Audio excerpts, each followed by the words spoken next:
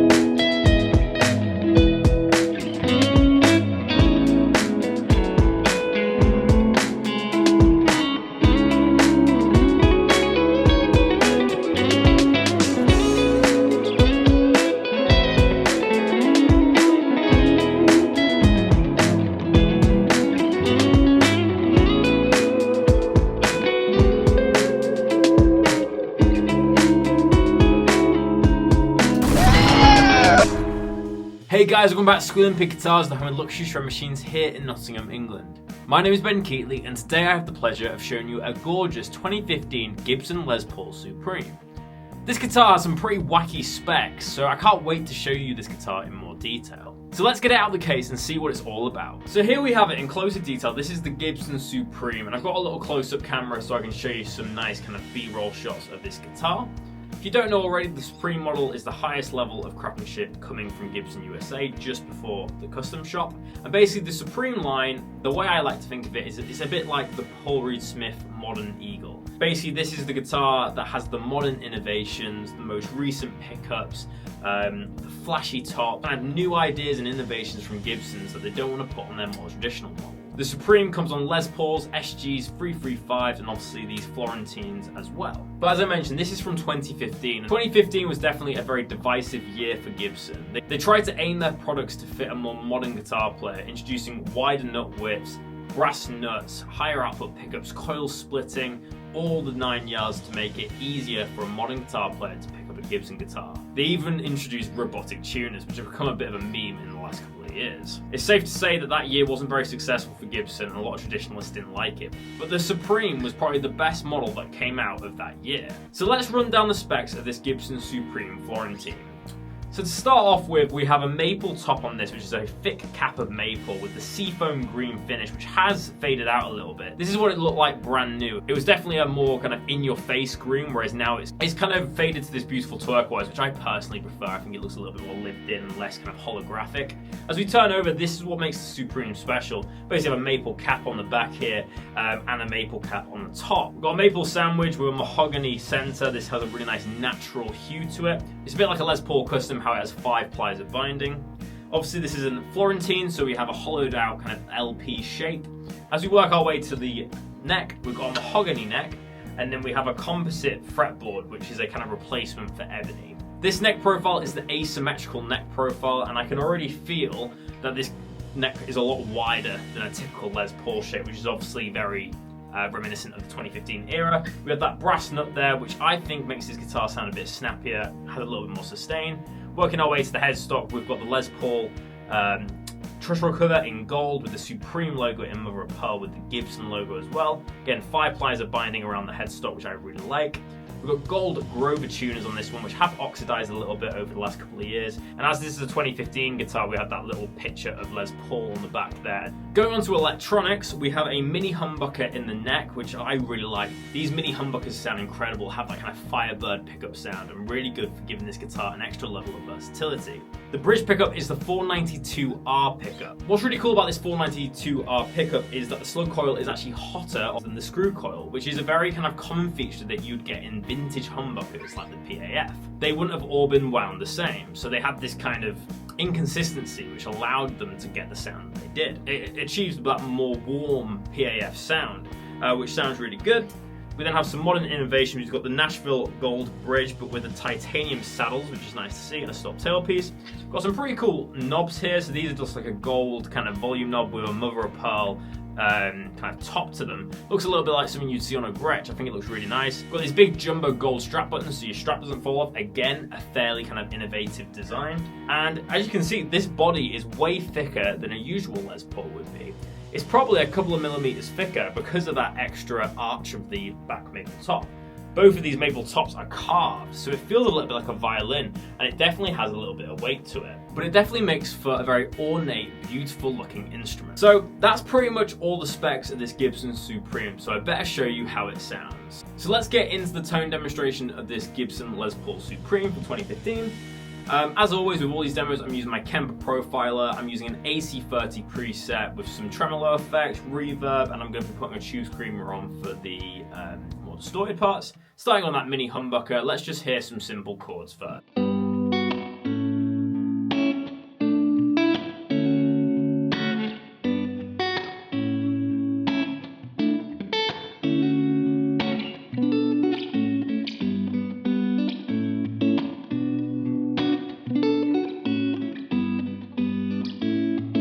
Let's do the middle position now, so this is neck and the bridge.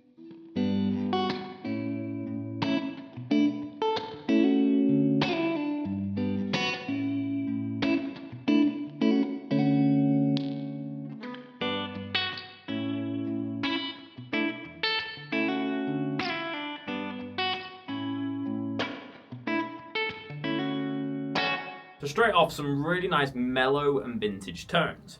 The neck pickup has a really nice jazzy quality. It'd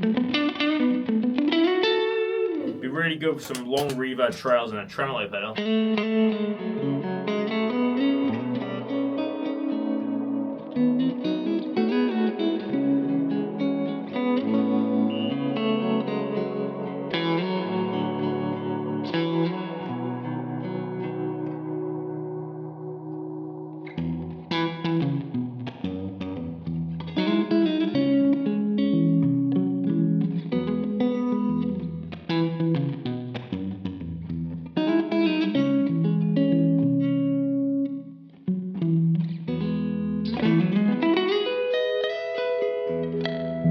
Has a really nice, almost P90 quality, has a really nice spank, and it really works well for them delicate, mellow, clean tones. The bridge pickup is a lot more vintage than I was expecting. It doesn't have a lot of output. Very jangly.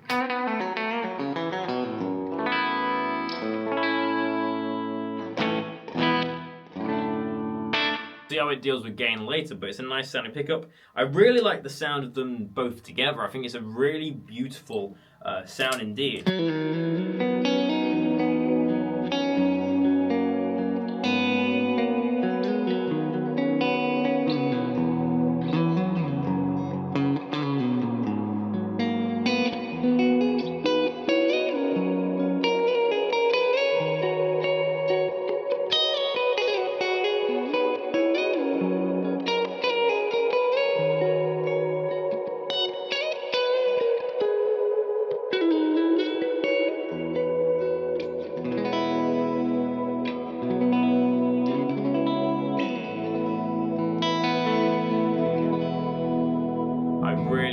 Sound. I think it's a very delicate sound. So let's do some looping with that and see what we can get.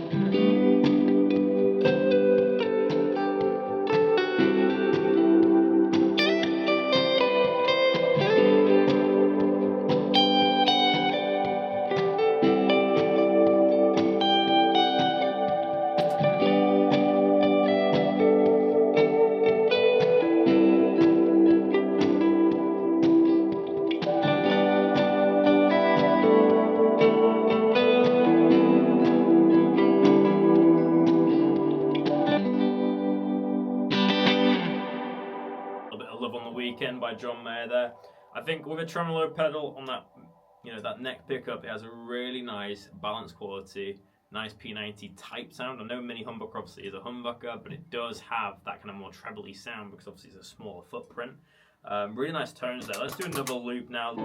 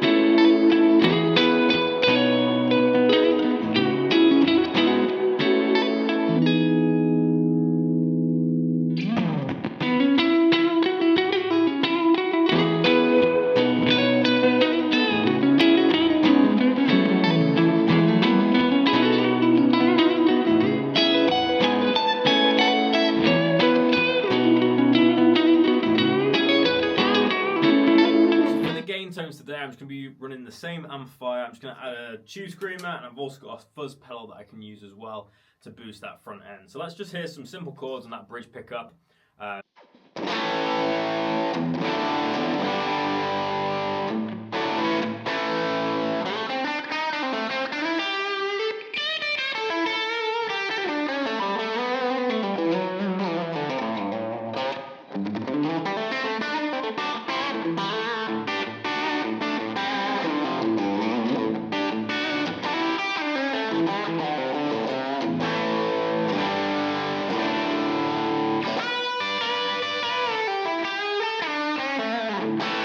It's a very classic sound. I can tell that these pickups are slightly underwound on the screw hole because it has that vintage PAF sound. Very trebly, very similar actually to my 59 335. I've actually got it here, I'll show you. This guitar here has custom buckets in, which obviously Gibson's custom kind of recreation of a PAF has a very similar quality to this guitar. So yeah, very interesting. It's actually got that perfect tone for Freebird.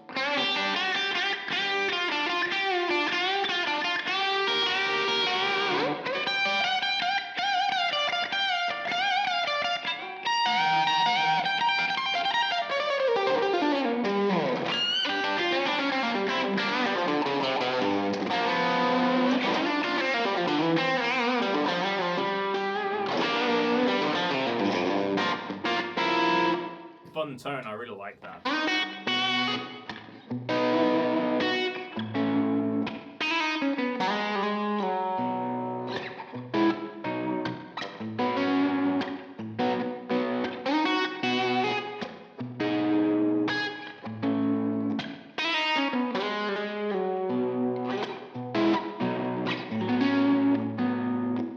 It really does sound like a 335, and I think that's because of the semi-hollow nature of this guitar, but also the amount of maple on it is really contributing to that bright blue sound. If I was to play some BB King on this.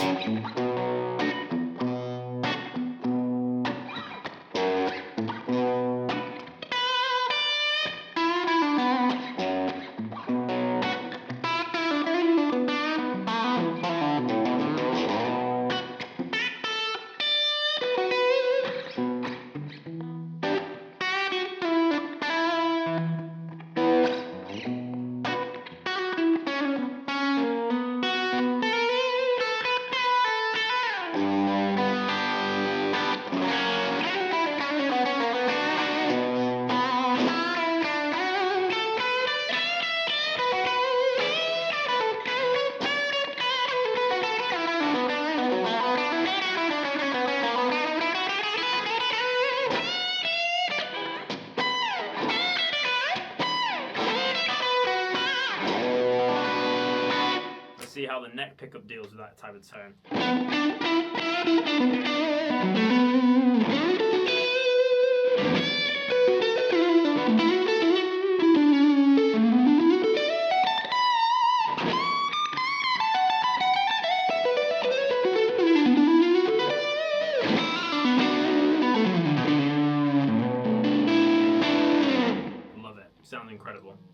some fuzz tones now.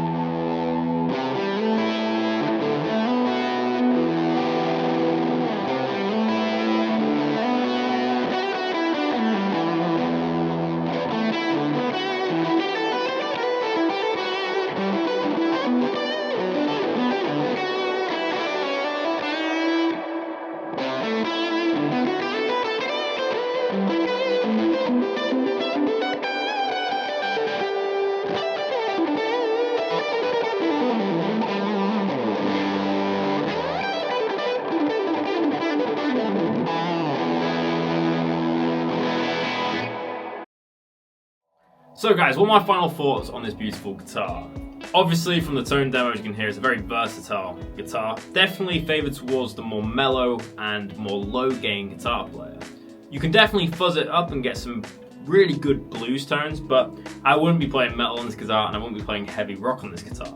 But in terms of a blues axe that is very versatile, a Swiss Army knife if you would, I would definitely check this out. Especially for clean stuff, and if you do a lot of loops like myself, the contrast between the two pickups is actually really good for a loop, because then you can kind of cut through your own guitar playing. So if you did the chords, you know, on the neck pickup, get them down, and then go to the bridge pickup, you can actually cut through very nicely because they are differently voiced. Neck pickup is very warm, mellow, has that jazz tone. Bridge is very brash and has that treble nature that you'd get from a PAF. Really enjoy playing this guitar. This guitar has an asymmetrical neck profile, which is a little bit strange for Gibson, but I found it very comfortable, got used to it very quickly. It definitely is very wide in comparison to most of the Gibsons, but it's no wider than like a Strat, for example. Brass nut, I really like that, and I love how it kind of complements the gold tuners and gold hardware on this guitar.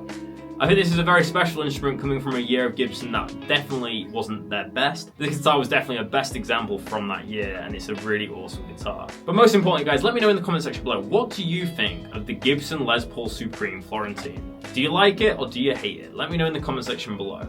Whilst you're down there, make sure to leave a like to show your appreciation, and subscribe if you're new for more content. But thank you so much for watching Squealing Pig Guitars, I really appreciate it, and I'll see you tomorrow for another episode. But until then, we'll keep rocking, guys. I'll see you soon.